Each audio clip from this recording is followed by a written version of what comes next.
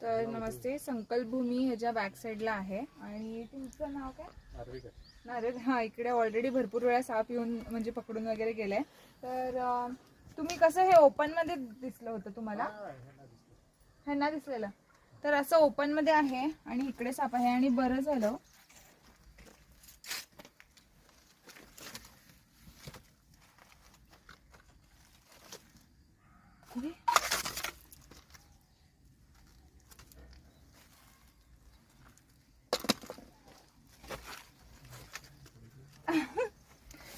तर बघू शकता, मला वाटलं घोणस आणि त्यांनी म्हटलं घोणस आहे. तर मला वाटलं की खरंच घोणस आहे आणि मी स्टिक घेतली, पण घोणस नाही आहे. ढोरिया, वेरुळा म्हणतात त्याला मराठीमध्ये.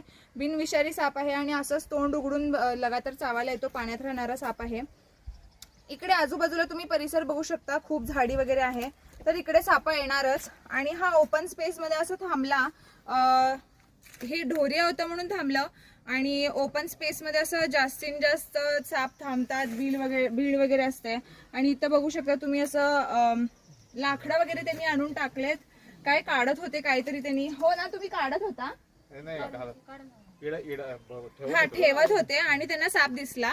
तर बिनविषारी साप आहे आणि अशा ठिकाणी साप येणारच.